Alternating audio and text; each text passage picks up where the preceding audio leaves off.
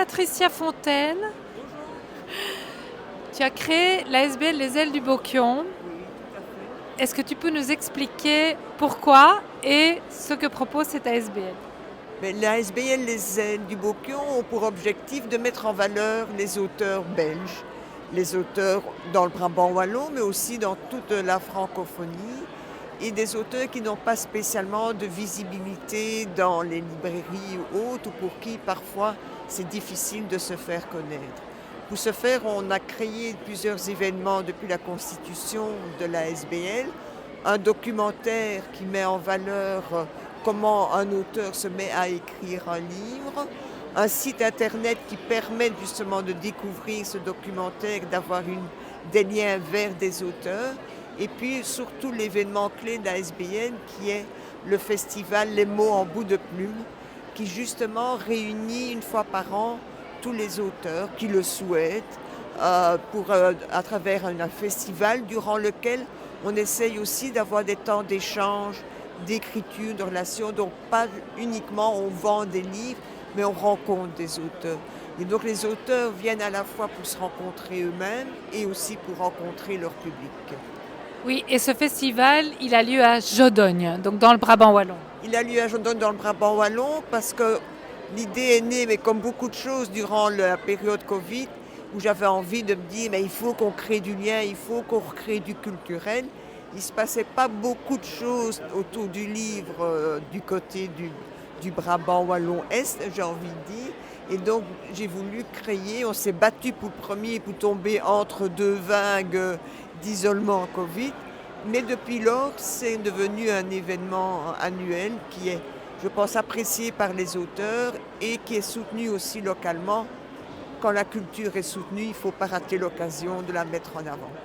Oui, et l'édition 2026 a lieu le week-end du 10-11 octobre. Tout à fait, le week-end du 10-11 octobre, où on va mettre l'accent sur le plaisir de créer avec les mots. Donc on est en train de construire le week-end, donc il y aura sûrement le dimanche des auteurs et la rencontre des auteurs. Peut-être que le samedi viendra proposer des activités d'écriture, des activités où les mots pourront se dire dans l'oralité aussi. Mais il y a 3 petits points de suspension pour l'instant. La créativité est en route. On est aussi ici à la Foire du Livre de Bruxelles, donc au stand 211. Donc ça, c'est aussi la SBL qui a décidé de louer ici 2 tables. Explique-nous cette démarche également. Et c'est justement la Foire du Livre de Bruxelles, ça représente un mammouth qui semble inaccessible quand on est un petit auteur, même si on est publié dans une maison d'édition. La maison d'édition ne sait pas mettre en avant tous leurs auteurs et tout. Donc c'était de se dire, mais au nom de la SBL, donc en privilégiant les auteurs membres qui soutiennent les activités de la SBL, l'idée était d'offrir une visibilité. Donc pendant tout le festival, il y aura 13 auteurs qui vont se relayer durant les 5 jours, les 4 jours de la Foire du Livre, et qui auront la possibilité de présenter leur travail. C'est souvent, bon, si on vient ici dans l'idée je veux vendre 50 livres, on se trompe. Je veux partager mon plaisir d'écrire et rencontrer des gens. Là, on est au bon endroit. Et donc, il y aura 13 auteurs qui vont se succéder. Oui, et donc c'est réservé aux membres de l'association, donc il faut être membre de l'association a priori, parce que ça permet aussi évidemment de soutenir les activités de la SBL, et puis c'est une belle vitrine. C'est une belle vitrine et on essaye aussi, parce que le coût d'un stand est très élevé à la fois de Bruxelles, c'est aussi une réalité de tous les festivals et tout ça a un coût pour l'auteur.